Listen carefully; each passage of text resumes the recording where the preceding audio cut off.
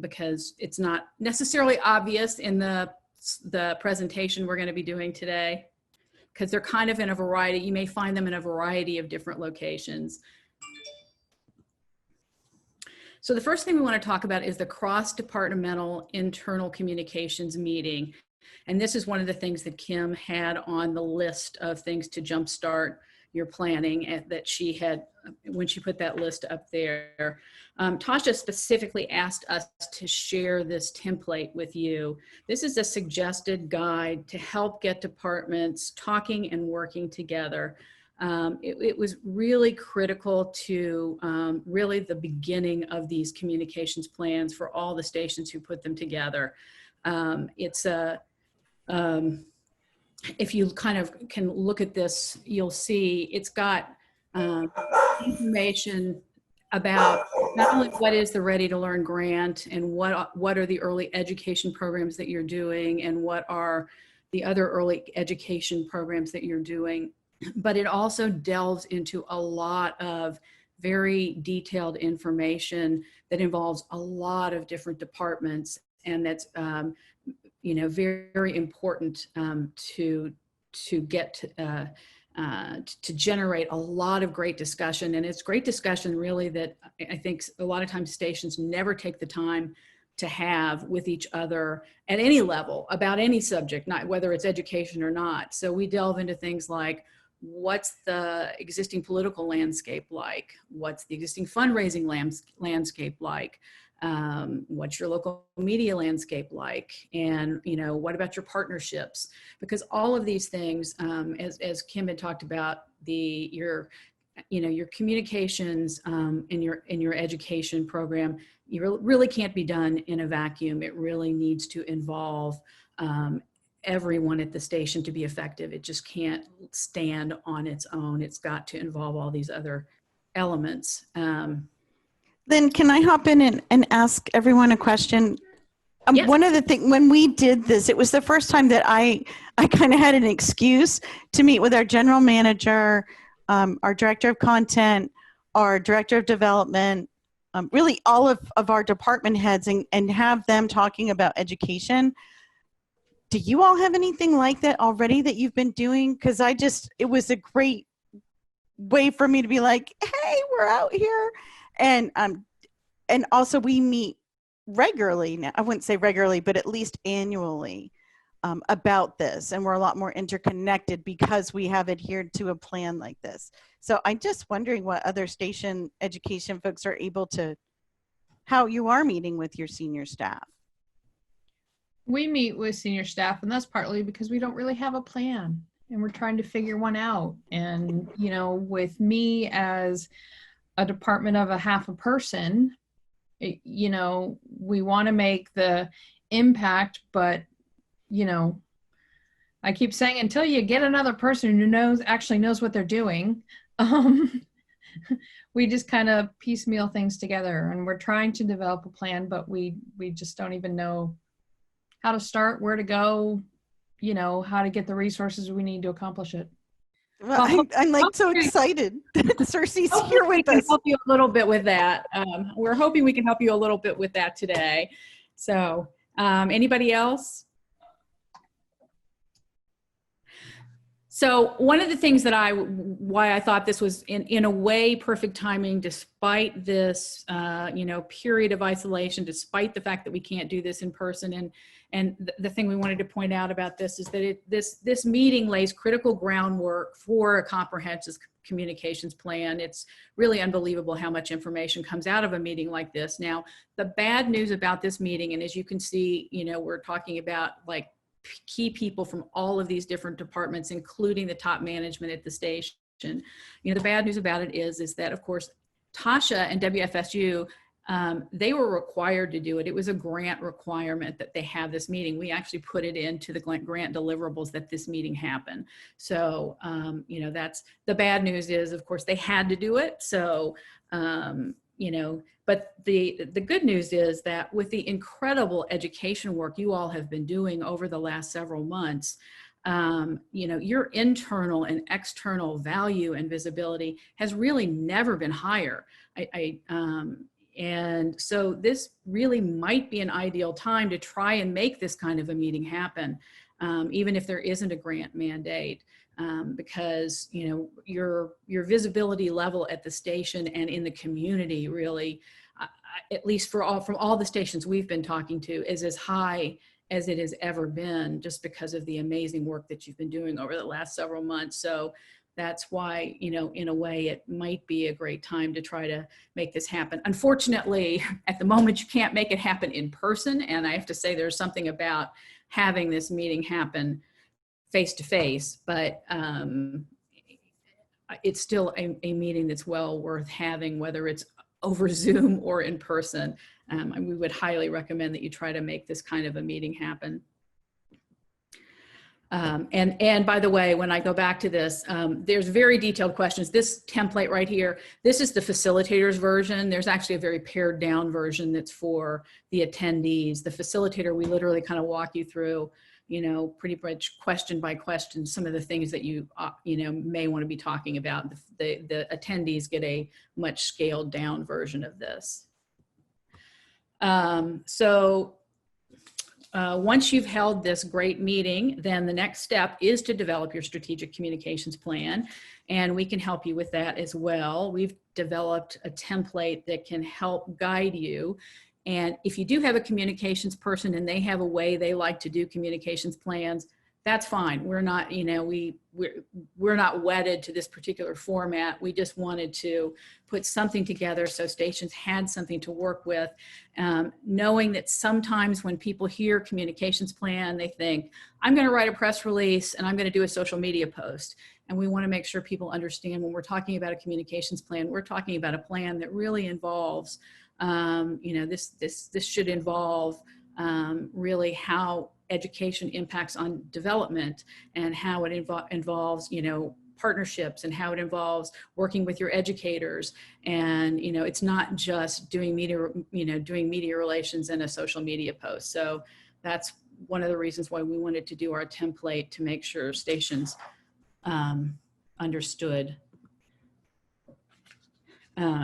So this strategic communications plan, and we have a template for the plan, and then a guide that has, including a lot of different things, including some suggested top line tactics that you might want to think about doing, but it really needs to be adapted to what's doable at your own station.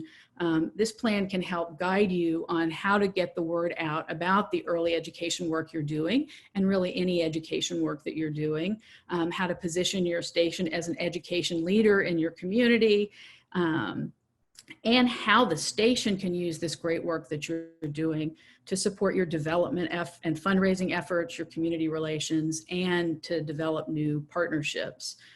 So it's really a wonderful guide to not just for the education team. It's really something that really can work for everyone at the station.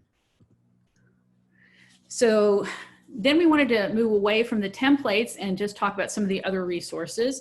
We wanted to just mention the Ready to Learn brochure that PBS and CPB have produced. It's an overview brochure. They produce this on an annual basis. You may have seen this. They just recently updated it, just a few weeks really before we all went into quarantine. And the latest brochure, it includes a lot of great facts. It includes research data and stories and more. It's also customizable, and it's a helpful tool if you're looking to provide somebody with an overview, like a quick overview of the overall nationwide initiative and everything that's gone into it. So remember, Kim ended with the power of stories. And we're getting ready to look at some good examples of WFSU and other station stories and testimonials, which are really an important part of your communications plan and how your education message is conveyed to different audiences. So this is a template that was created as part of the, it was actually part of a deliverable that was required by the grant as well. So in that respect, it's not really applicable to you. And the reason why we included it is it does have, it's really kind of a good framing document. It does have a lot of good information in it. It's a good way to, when you're thinking about a story, it does have a lot of good things you need to think about as you're framing that story. For example, it's a good place to keep all these different categories of information. When you're putting together a story, you need to think about what is your story headline or message? Who's your protagonist? Who's your intended audience? What's your call to action? How does this fit into your overall communications plan? And all those things are pieces of this document. So that's why I bring this to your attention, because you don't actually have to submit this to anybody. It's just kind of a cheat sheet that might be helpful. Hey, Lynn, it's Pam. I'm just, one of the things that was most compelling and informative about this kind of process was just the thinking about a protagonist and who that individual or group might be. And it so helps, I think, us at a station level kind of move into the end user orientation. And I don't know if you want to say a little bit about the idea of a protagonist. And I'm sure in your examples it's going to be there, but I just think it's so important because we want to affirm the work we're doing, but we really want to and have to do it effectively through the eyes of a person or a group affected by us, right? Right. And we're going to see that in some of the examples we show, but I think what Pam is saying, one of the things that gets and the next thing we're going to talk about is this storytelling toolkit. And Kim and I had the pleasure of traveling around the country for 2 years with Ready to Learn stations with storytelling artist Stephanie Shavara, who conducted workshops to help stations hone their storytelling skills. And one of the first things that she would always go into in these workshops is that, a story has to have a protagonist, and the protagonist cannot be the station. A station is an inanimate object, first of all, and it really shouldn't be somebody who is an employee of the station. It shouldn't be like the general manager of the station. Is not really the protagonist of the story. That your story is going to be so much more compelling if you can take someone who is affected by the work that you do and have them be the protagonist of the story. Tell a story about them and have them tell their story about how the work that you do has affected their lives. And that is, will make your story so much more powerful. They will be able to tell your story so much more powerfully than you can tell it yourselves. And that's sort of the bottom line. You can find a lot more about that in this storytelling toolkit, because Stephanie has taken a lot of the materials and exercises she used during these storytelling workshops and put them all in one place. And it should be available to you to use as well. And there's a lot of really great information about making sure that you're sort of on target as you create these stories. So I think does that cover what you? Yeah, thank you, Lynn. I mean, that's perfect, because it's just so powerful to really remind ourselves of the role of the protagonist. Right. So next we have the communications toolkit. This was developed, like all these resources, they were developed specifically for Ready to Learn stations. And this one does have some elements of it that may not be relevant, because we did things like sample press releases and op-eds, and they may not be relevant, but there's so much else in this toolkit. There's a wealth of information that would be really helpful, I think, because that could really help you promote your use of Ready to Learn resources and other early education efforts you're involved in. There's really great information on messaging. There's outreach tools, tips, and other resources. Events. I mean, how do you know that your events that you're doing, are you doing them in the most strategic way possible? There's great tips on social media and video and making sure that the video and the social media that you're producing is the best for the particular outlets that or the particular venue that you're choosing to use it in. So there's a whole lot of really great information in this communications toolkit as well. Lynn, just Yeah, go ahead. real quick with the toolkit. One thing that we heard is that some stations definitely are shorthanded in terms of resources and number of people in departments. And so sometimes it's real easy to say it's just too much, but one of the goals of the toolkit was, in fact, the ability to make things much more easy, so that if you wanted to do something, if you have a tool, if you take it out and look at it, you'll see almost everything's done, and you just have to fill in some blanks. And we all know that I know myself, if I've got a template, I can get started and get something done so much faster than if I had to just think it up out of my own brain. So if you are short-staffed, this is a great thing to remember.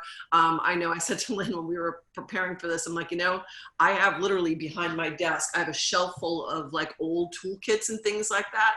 And you just have to remember, pull it off the shelf. This is a virtual one. So if you are doing something and you get involved, remember to go back to this electronic thing, print it out if you need to, stick it in a binder if you need to. But remember that it's there, because it really will fast forward a lot of your work.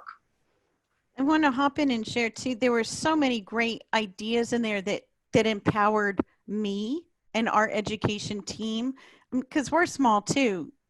So we have some part-time people, but being able to just sort of harness some ideas for ourselves and go ahead and share that out without having to rely on other departments or feeling like we had to have other staff be there to capture some moments and to visit with people and to share that out. We've used social media a lot, newsletters and blogs and all kinds of other ways to reach people. So lots of wonderful tips and information.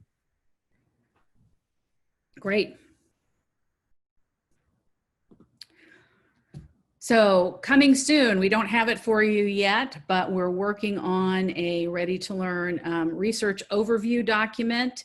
And Pam talked earlier about just all of the great research that's been done, during the several years of this grant. So we've tried to put together a sort of a one-stop place where you can find the highlights of the research that's been done, why it's important, why is this important and necessary, what does it mean, and how you might be able to use this with, as a way to recruit new partners, and some of you folks that are just coming on board, how you might be able to use this to help for those of you who are looking like WFSU, who may be looking for sustainability, how you might be able to use this with potential funders. So we were trying to create a document where you could put all the meat of the research, and it's not just research on the resources that's been done. It's researches on the actual experiences too. So it's research on things like the family and community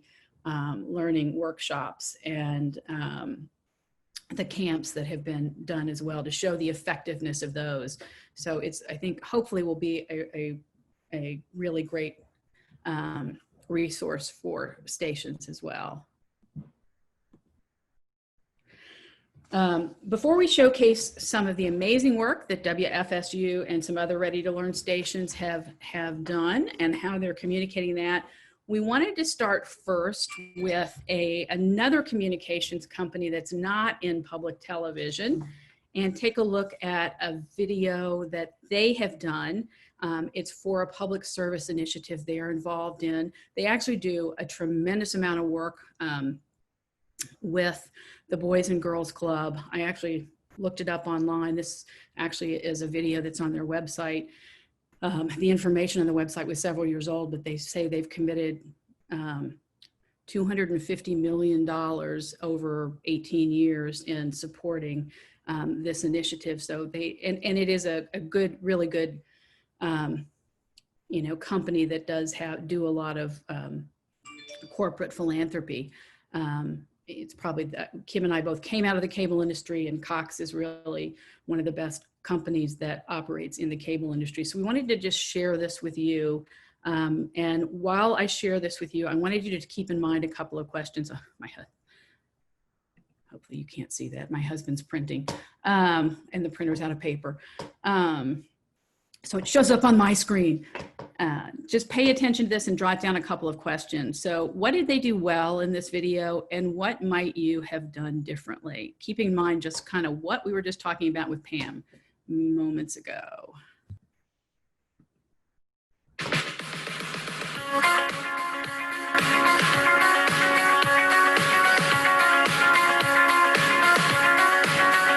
When we think about the Boys and Girls Club, there's a mission they serve that really touches on three really important values for Cox.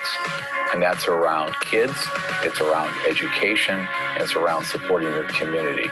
And the clubs do that. We share that value, and that's why it's a great place for us to invest our time, our talent, and our dollars.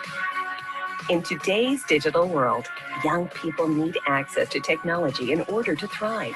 As a technology company, Cox provides discounted internet, television, and tech support services to clubs. Cox has established more than 70 Cox Technology Centers in Boys and Girls Clubs.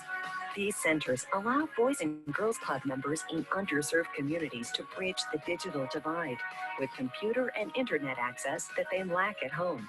We can provide that technology, that opportunity for kids to compete in the classroom with Cox Technology Centers. And that's one of the things we've been very committed to with the clubs and will continue to stay committed to. Cox and the Cox Foundation have contributed millions of dollars in cash and in-kind support to the Boys and Girls Clubs. This support includes employee involvement coast to coast. 23 Cox executives serve on local Boys and Girls Club boards. Cox employees contribute more than 12,000 volunteer hours to more than 40 clubs. Cox also provides an average of $1 million each year in donated advertising time through PSAs that help promote the Boys and Girls Club's mission. I'm often amazed at what, between the family and the foundation and employees that come to work here and our partners, how much they've given over the years. But I want to tell you, there's just as many man hours behind that, where people are volunteering their time and their energy helping out the clubs. The partnership that exists between Cox and the Boys and Girls Clubs is about more than just giving back. It's about helping children prepare for the future in a way they might not otherwise be able to do. It's about Cox's core belief that we can make a difference, creating the kind of positive change that will make tomorrow brighter by enriching lives today. It's magical, the relationship you can have with the Boys and Girls Clubs of America. Find your local club, volunteer your time. It's not always about money, but spend time in the clubs. It makes such a huge difference to the future of these kids. 30 minutes of your time could change a kid's life.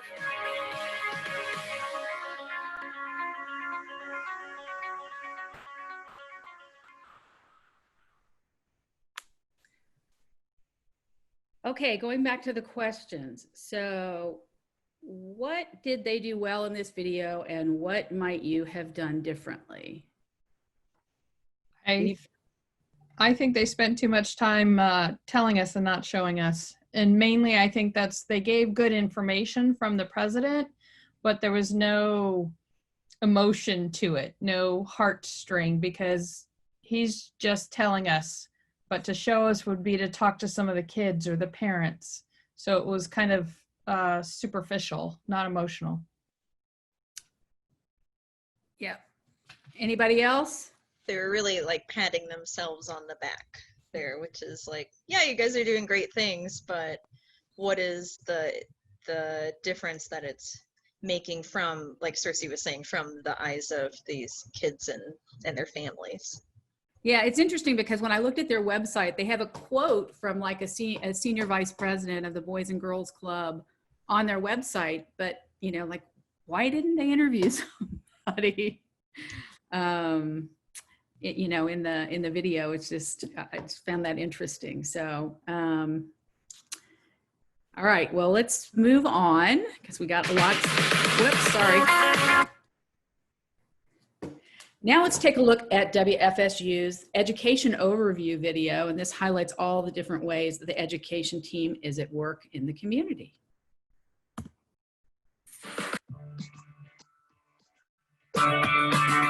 We're here because we always love to support WFSU and PBS because they are so good to us. My son has learned so much from them. I've used them so much in the classroom. And we're going to have a costume A lot of kids learn different ways. So whether they learn by making stuff, watching it, or hearing us and showing them how to do it, it's important for them to have those different ways of learning. But this has really helped her branch out and ask more questions about the world around her, different science things. So it's interesting. It goes onto this.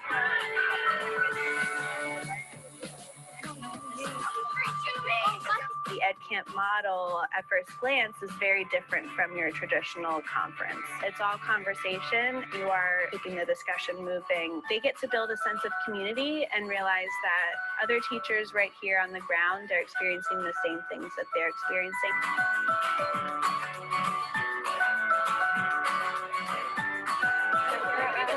Today is Be My Neighbor Day in downtown Tallahassee.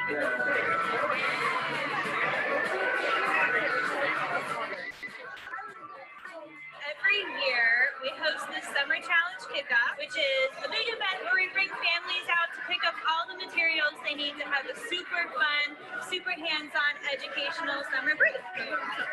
We don't just put content over the air. We're actually in your neighborhood. We're at your local science center. We're everywhere your children are, and we want you to be PBS kids with us.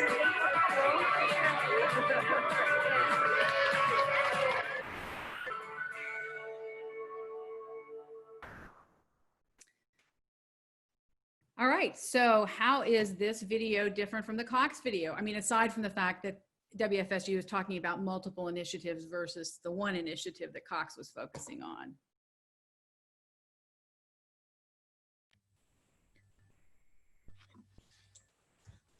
Well, you hear a lot of voices in there.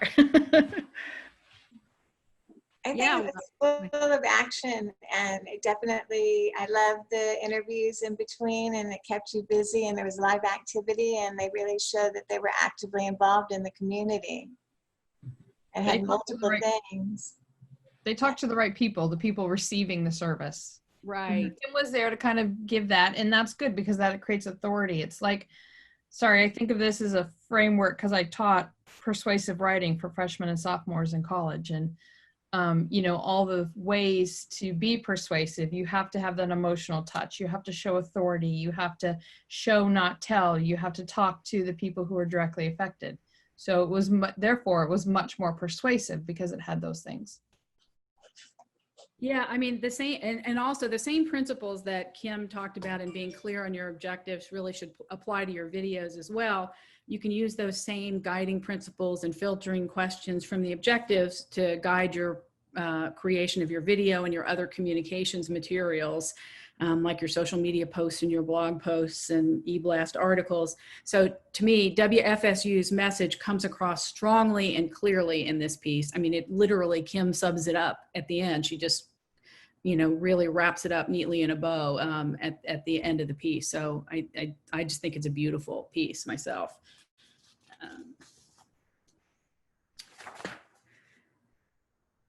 All right, well, we're gonna continue to take another look at a little more work from WFSU. And this is one of their stories of success pieces. As we referred back to you, that was literally, we created these grant deliverables where we asked stations to submit their stories of success, to create and submit stories of success as part of the grant. And some of them did just some really wonderful, wonderful efforts. So we want to just share with you some of WFSU's work.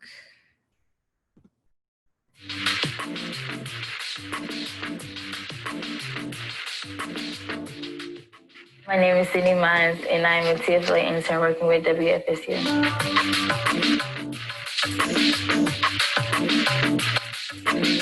My favorite experience was getting to go and work with the kids 1 week we went to Chattahoochee and worked with kids at an elementary school, and I absolutely loved it. I got to work one of the stations, and then the Oswald camp I thought was really fun, and the kids really loved it. So when Sydney got on board, we were all happy, and she was really quiet. But honestly, ever since she started to spend more time with us, she's gotten more and more open and entertaining, and she's got a great sense of humor, which we've really enjoyed having around. So for the Oswald camp, I had to make boxes for all the children, and it would be like their special little cubby that they can put their belongings in every day.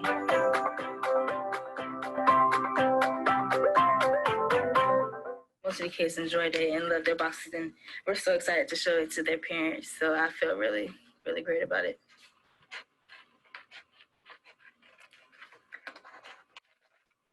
I am horrible at waking up, so I have to set an alarm. And I think that me knowing that I have a job to go to every morning helps me wake up, get ready, and actually be able to go out. I don't usually conversate with people around me if I don't really have to, but this, I'm more inclined to communicate with people and ask them questions and get to know people better. I've learned a lot about teamwork because they involve me with everything that goes on, meetings or just casual talk or anything that they need. And I really enjoy that. I really appreciate that.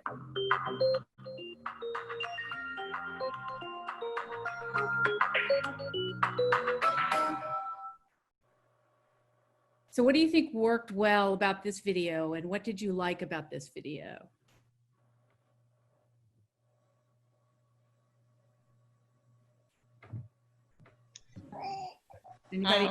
Anybody want to give me any comments? I know what I liked, so.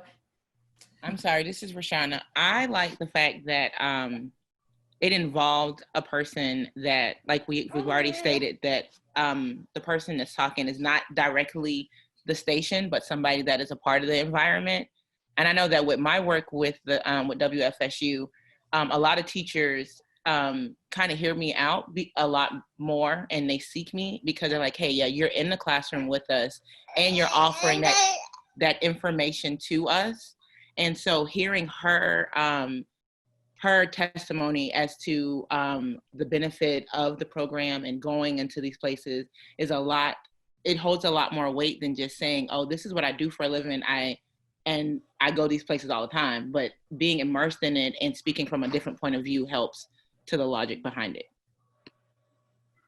Yeah, what I love about this is, to me, well, two things. One, it showcases two things that WFSU is involved in. It showcases the Ready to Learn program, but it also shows how they're a great corporate citizen for being involved in this Future Leaders Academy. But beyond that, what I really love about it is this is really Sydney's story to me.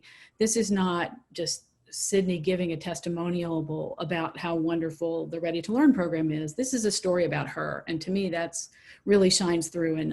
But I feel like WFSU and their work really shines through her story. And it just really resonated with me.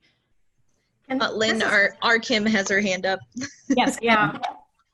I have to just talk a little bit for a minute about the spot, because I'm always telling the education team, we have to work efficiently, we have to work smart, and we have to blend initiatives. They're not all separate. We can silo our own work sometimes. And being a part of the American Graduate Project and Ready to Learn, this was a perfect time of blending those initiatives. Because of our American Graduate work, we had been participating in the Future Leaders Academy so that we could walk the walk and talk the talk of actually helping young people find their path. And so focusing on Sydney and having her tell her story of how working at WFSU opened her eyes up and gave her confidence in a way she never anticipated was a win-win. It was able to demonstrate what it is to have young people come in and be a part of an initiative and giving them that confidence, but it also helped us tell the story of Ready to Learn. So I encourage stations to be thinking that way. Think about work you have going on and how you can tell it in a different way. So I just think this was such a hit for us. It got a lot of traction on two fronts, Ready to Learn and American Graduate. So and also in the community too. I thought, you know, Sydney shared it out with everybody that she knew because she was so proud of it. And the Future Leaders Academy, every time they're promoting and talking about the next year, they show Sydney or one of our other interns from another year. And that just makes this whole story, just like the fish story that Kim shared earlier, it's that same excitement because somebody's lived it and they're sharing it. Yeah, I agree. I mean, and I didn't even know all the backstory. It resonated with me just having watched it. So one of the things, really quickly, Lynn, that one of the things that I love about that story so much is I could already feel her growth and potential and her confidence. Watching her speak first person like that, like my heart was growing for her because you saw a girl that was shy and she got an incredible opportunity to work for WFSU and you saw her confidence build. And to me, I'm already thinking like, where is she going next? You know, like that's what I was thinking when I was watching that, and it really, really warmed my heart. So that's what I loved about your story there. And Kim, the word growth, I mean, I kept thinking about the word growth. You know, Ready to Learn helps children grow. It helps their families grow. And we were helping a young person, a young adult, getting on her feet in the community, in her own profession. Same idea. This is all about growth. all right, we've got another WFSU, and then hopefully we're gonna have time to show. I've got several from other stations too. My name is Rashana Beard. I'm a fourth grade teacher at Appalachia Tapestry Magnet School of the Arts in Leon County. My name is Christopher Beard. I'm 6 years old and I'm in kindergarten. My family was a part of the WFSU PBS Kids Ready to Learn pilot project. We have been a WFSU watcher forever since my son was born. Before we even had cable, PBS Kids was the go-to channel. The WFSU came out to the school to do their Scratch Junior program.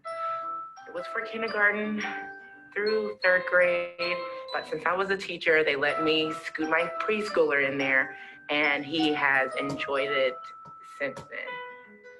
It was amazing as a parent, and then as a teacher, I was just like, I love this. I would describe it as an opportunity for students to be able to control what they're doing, create and be able to take that opportunity of making a miniature movie, but having some of the components already there, being able to move your characters, make them smaller, larger, and bringing it all together, adding your voices and sound effects. Happy birthday! And so as a parent, I'm like, he's 6. These are things that I'm almost 30 and I cannot do those things. And he's able to go through it easily.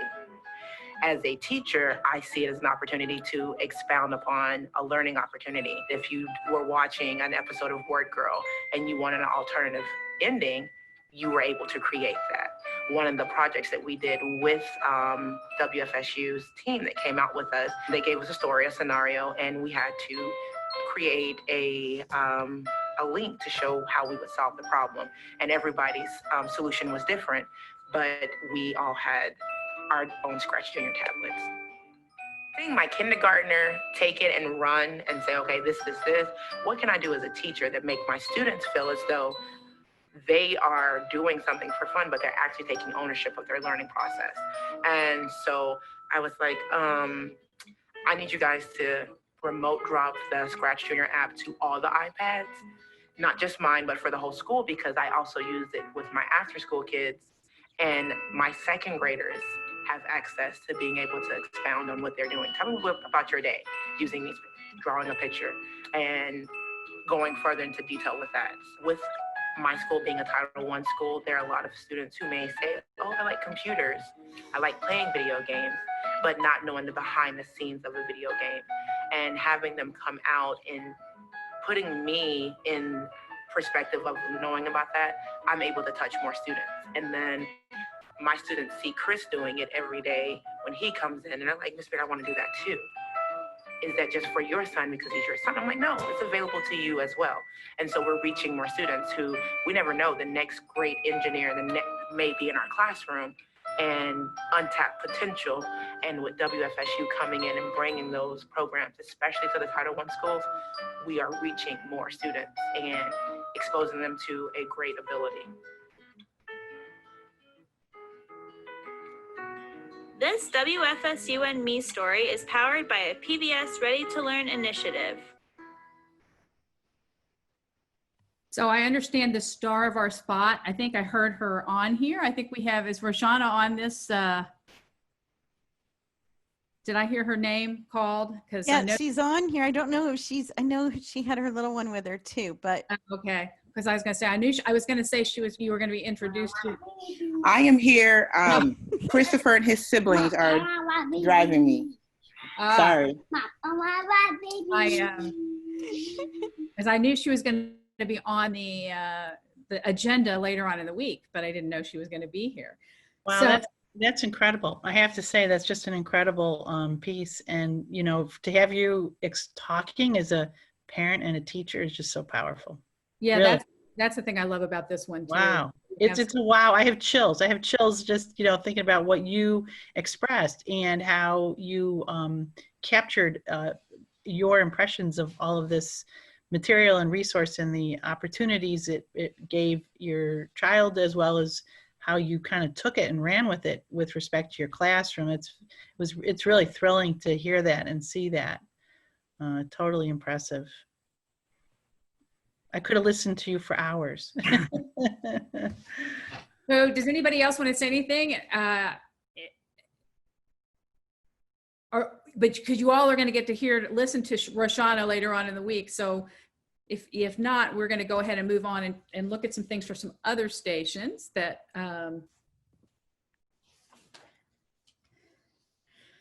so we're going to move on to some examples that we love from other stations that we've been working with over the last few years. So this is KET, Kentucky Educational Television. They have an initiative they do called Making a Difference. And it's a kind of a broad-based content initiative that highlights Kentuckians who are making a difference in their communities. They're not always connected to education. They can be people who do things from all different walks of life. But because KET does have, it's one of those stations that has a huge education operation, it's not all that unusual for one of the Making a Difference segments that they do to have an education component. But Making a Difference is, when I say it's broad-based, it's because they do an on-air spot, they do a story in their monthly magazine, they do, a blog post and a feature on the website, they'll do an inclusion in their e-blast, and then after they do this sort of broad-based campaign, they will then also, what Kim and I especially love is they'll take that. This one actually is about Jeff and Sky Marietta, who are who run the Pine Mountain Settlement School in Harlan County, Kentucky, which is one of their Ready to Learn partners. But so KET will take this video, and then they will make sure that it gets into the hands of the member of Congress who represents Harlan County and the state legislators who represent Harlan County, so that all of the, relevant public officials who, need to know about this are aware of it. So they put a lot of effort behind this whole Making a Difference initiative. And here's a blog post that they did for this particular one. And now we'll just show you the spot here. Pine Mountain Settlement School was founded in 1913 with a mission to serve the children of the Kentucky mountains. When people think about reaching underserved children in rural areas, this really epitomizes the kind of community they're looking at. For a lot of our families that we serve, they're 45 minutes one way to the closest library. So there really aren't the kind of opportunities already in place that an institution like KET can bring here, where they're bringing in the materials, the curriculum, the software, the hardware for children to have access to the kinds of educational experiences that otherwise would be inaccessible. The great thing about KET's programs is that they focus on science, technology, engineering, and math. And what that allows us to do is it allows a child in rural Harlan County to imagine themselves in these new roles, to imagine themselves as a software programmer, or imagine themselves as a mathematician or a scientist. In other ways, they might not have access to trying on these new identities and imagining these kinds of futures for themselves.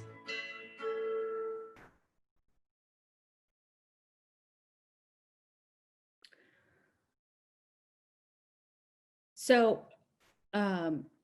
what message do you think that KET is trying to convey in this spot?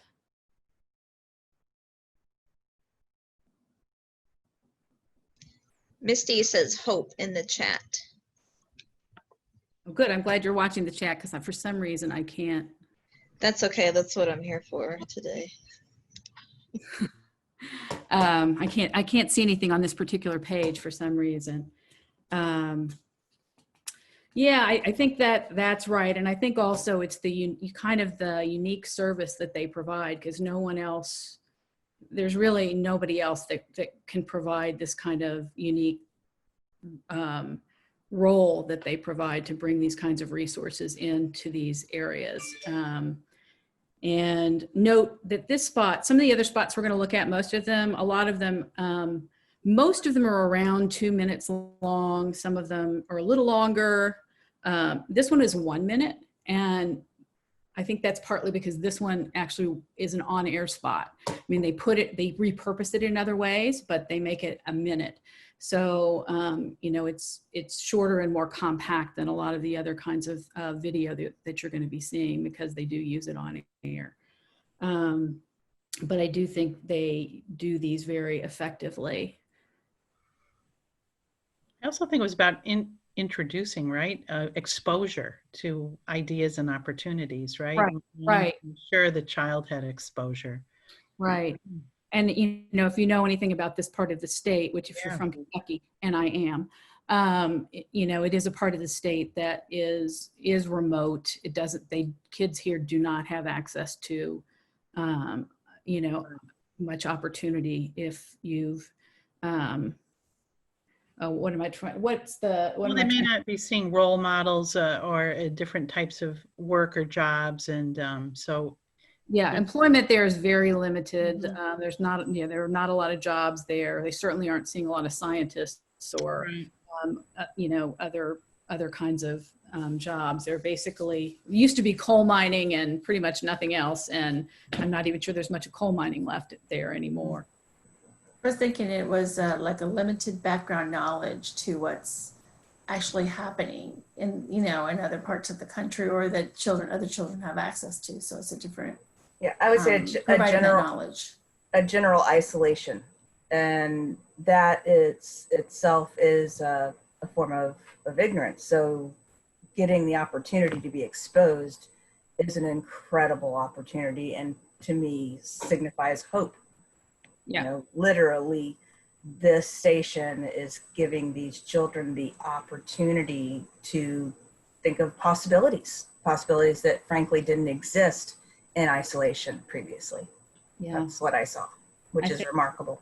Yeah. No, I think that's right. I think that's great. I think that's great. Okay, so moving to another one. This is Austin PBS, another Ready to Learn station that always does really great work. And I actually went to their website looking for another spot that I knew was here that they had done for Ready to Learn. It was actually a Boys and Girls Club spot that they've done. That's what I was originally searching for. And a little over a week ago, I went to their website and I found this. This is like the top of their website, and I just couldn't resist using this particular spot, because it just seems so rare to me when I've been to a lot of public television websites, and I have to tell you, it's pretty rare when you go, and of course the first item you see on the left is about, you know, the content addressing race and racism, you know, the different kinds of content that's addressing race and racism on air and online. And of course, you know, that is, you know, absolutely great. And something you would always expect to see. Then the middle one, of course, at-home learning. And actually, I've seen quite a bit of that. That's really gotten a lot of, homepage coverage from a lot of different stations over the last few months.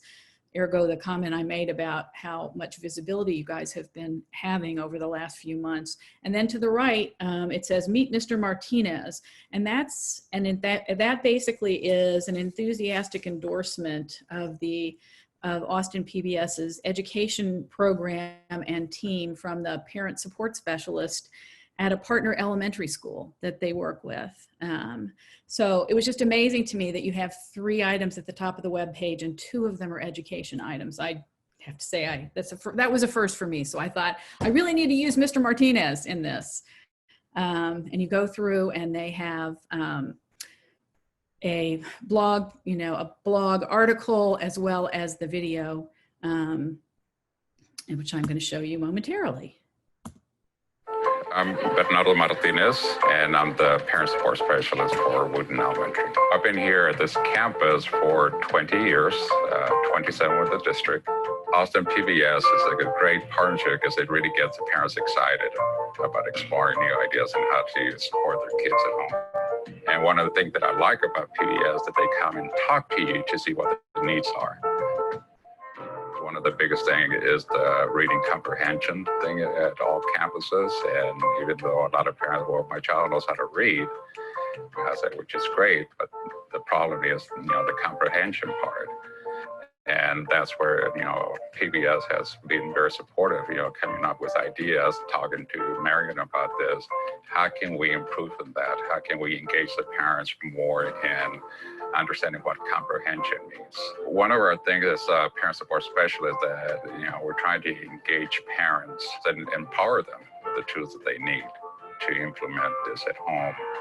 And also, a lot of them, what I do is that, when they learn something new, I said, this is not for you to keep, but to share. We have a lot of parents, or maybe you have relatives that weren't able to come to the workshops, but you're able now to share what you learned with them. Because we're all born with a gift, but we carry that gift around not knowing what to do with it, and the thing is to open it up and share it. I would say that to all the schools that are out there, get Austin PBS to be part of your partnership.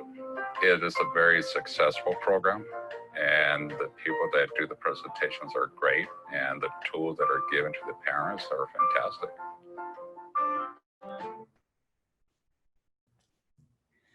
So,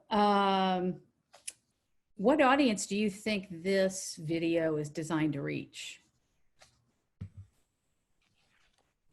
Possibly school leaders, but I don't know. Parents, I know, but also school leaders would be thinking, hey, I need a parent specialist just like him, and I need the best resources ever, and look what I'm going to go make happen now. I don't know. I mean, it's like people who are in a leadership role, I think, in a school.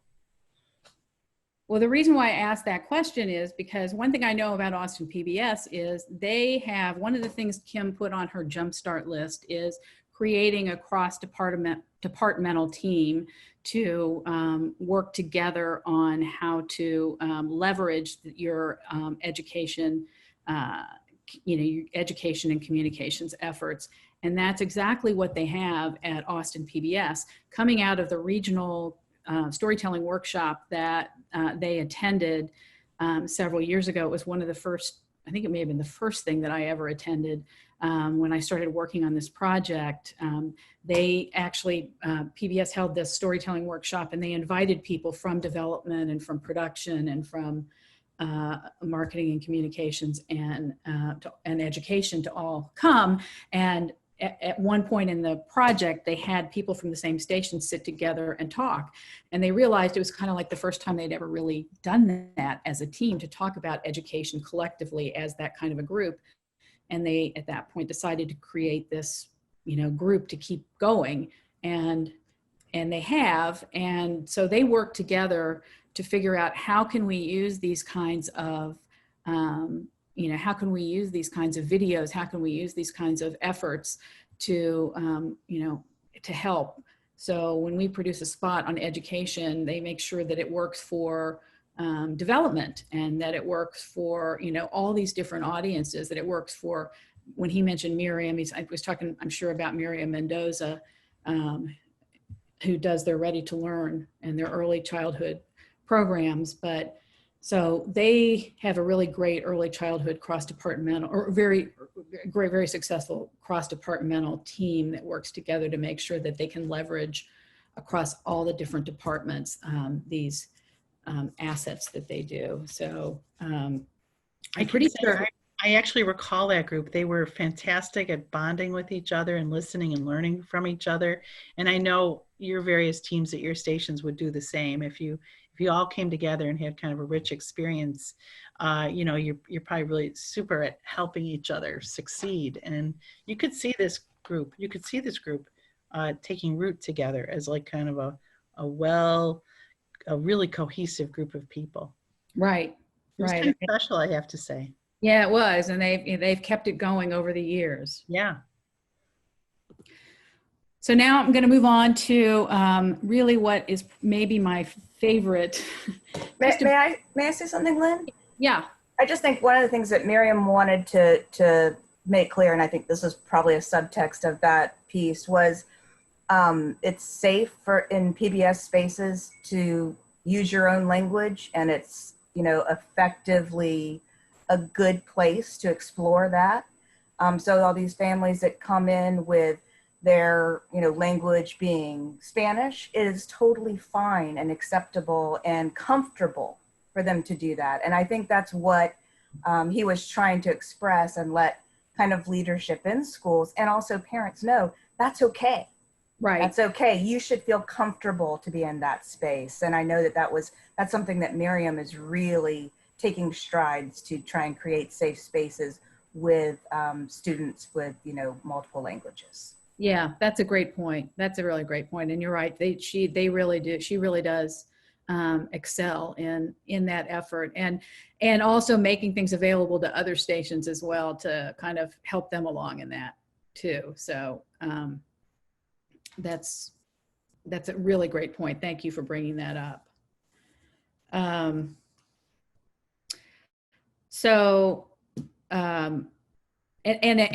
point out that's a lot of this, not all the schools, but certainly a lot of the schools that they end up working with, and a lot of the students they end up working with are in Spanish speaking communities, and a lot of the families they work with are also Spanish speaking families. So that's really, you know, very important for them to have that comfort level. So moving on, I just wanted to talk about this story from Mississippi Public Broadcasting. MPB has had a partnership with an organization called Springboard to Opportunities, which operates directly in the Ready to Learn communities in Jackson, Mississippi, specifically within some low-income housing developments. And MPB established this Parents Academy, and it's with Springboard as sort of a precursor to the other Ready to Learn activities that they do. And that's really where Val's story begins, which you're going to see. We had the pleasure of meeting Val when we went to MPB a couple of years ago, and to meet with the MPB team. So you're going to hear her story as it's prominently featured on their education website, which you can see here. So let's take a listen to Val's story. All children deserve a great education, no matter where they're from. Mississippi Public Broadcasting plays a large part in the communities that we go into. A lot of our focus is on literacy. We met with our partner, Springboard to Opportunities, about bridging the gap between home and school. With that came the Parent Academy. MPB Parent Academy is a literacy initiative for our parents. During the first sessions, we met Val, and she was not excited about being there. I thought it was about, we're going to show you how to raise your children. But once I got there that first night, yeah, we was not ready to go home. She knew that something was needed to help her with her boys. A lot of moms get discouraged because they may have reading issues. I used to be one of them. Now she's taken all the books that we've given her, and she's created this library in her home. Val went on to help recruit other moms for the next session of our Parent Academy. One night, she has this great news. Springboard to Opportunity, which is our partner, had hired her. We were just like, oh my gosh, that is so wonderful. With that, she became our voice in the community. Someone cares enough to lay out this road of opportunity for little old me and my boys. Val wanted a better life for her family, and she's giving them that. She now has a job.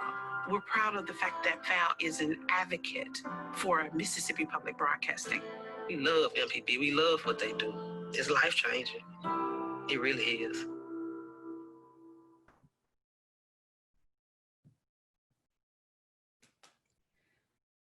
So what is your reaction to that story? Hello.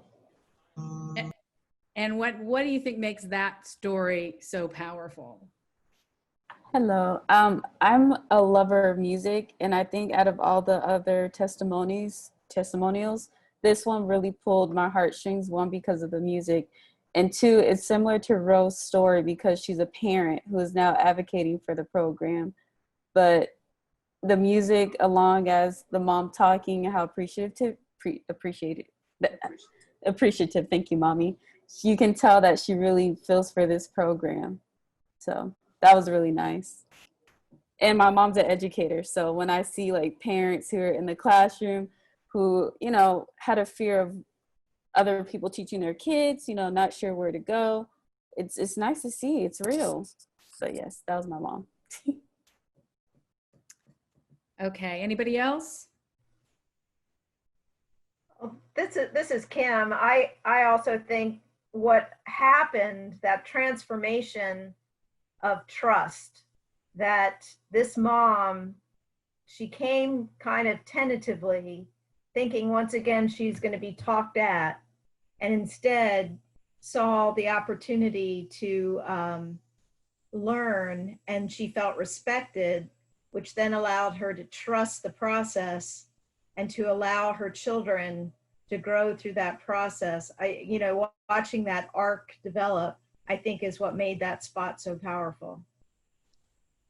Yeah, I agree. That one gives me goosebumps every time I see it. And I've seen it a lot and I still get goosebumps every time I see it. And she is truly an advocate, at least, I haven't seen her in a couple of years, but she definitely was very passionate when we met her in person a couple of years ago. So really quickly, we're almost to the end here. So thank you for sticking with us. This is from Vegas PBS. They have a whole webpage that's ready to learn impact stories. And the one thing I wanted to note about this, and they've got some great stuff if you want to go take a look at it, but I wanted to highlight one of their stories, the Carolina Perez success story. And they have several of these on their page. Everything doesn't have to be a video story. They have some really wonderful blog posts on there that have some great photos, some pull-out quotes. So if you don't have to have a production camera with you in order to do a great story of success, if you've got your iPhone with you, if you've got something that's developing in the moment, there's really, you don't necessarily have to have a production crew in tow to capture these things. So I did want to just say you can think about stories of success in other ways besides just having a full-on production video. And this is a place where you can find some really nice examples of those at Vegas PBS, as well as they do have some videos too. The last one I want to take a look at is Alaska Public Media. This is one of the last stations to actually come into the Ready to Learn program. There was a group of stations that came in like in the last couple of years, and so they're the new kids on the block, but they jumped in with both feet. They've been very enthusiastic, and I just wanted to point out here that on the website they have not only the information that describes their programs, but they have a whole sort of with equal billing, they have the community impact piece of theirs where they have several videos and some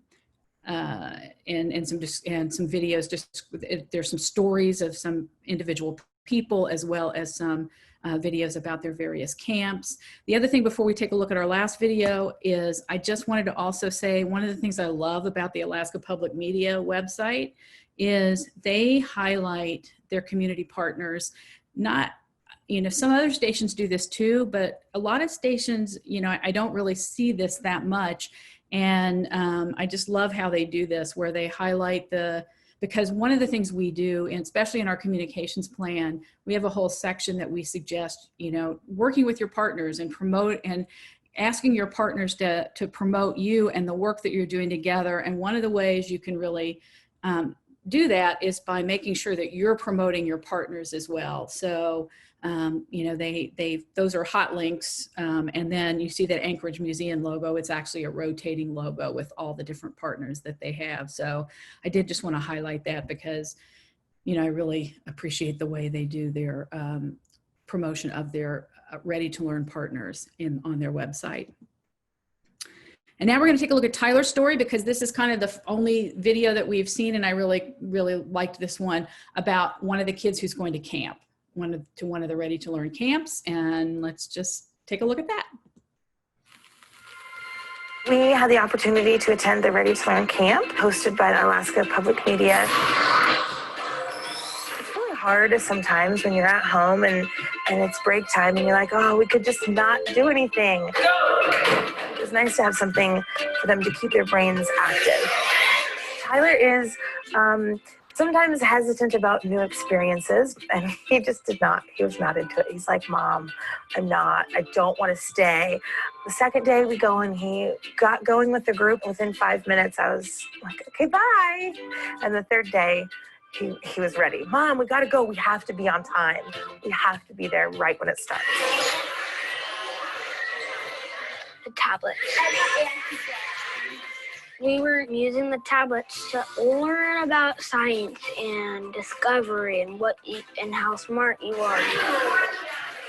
If there was another camp, I would want to go because I'd know the coach, I know the people, and I'd have experience with it. It was a fun time for him, and he was able to help not only the other kids in the camp, but his own siblings kind of learn these skills that he is the oldest, so he, had experience. It was really exciting. I'm going to keep watching PBS Kids and everything on there because it was technically about everything that was there.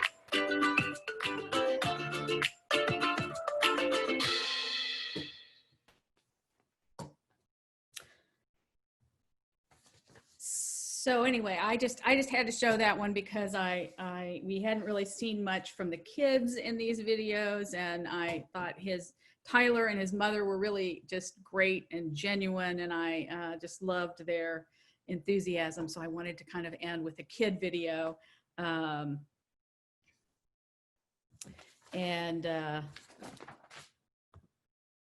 So if there are takeaways that we'd like for you to walk away with when you're planning your communications efforts, it's really, as Kim stated throughout her presentation, you need to be clear what your objectives are before you start and as you get underway in your process. Develop your message so it fits your objectives.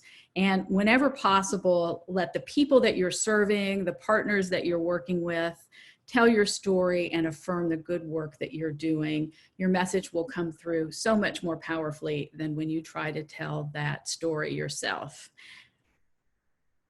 And that's all I have here. Thank you so much, Lynn and Kim. Kim, were you gonna? So if you have any additional questions, our contact information is here. We really are very happy to, answer any questions you may have, any follow-up you may have, and we'll be sending the follow-up information, at the end once we get all the links together for all of these things.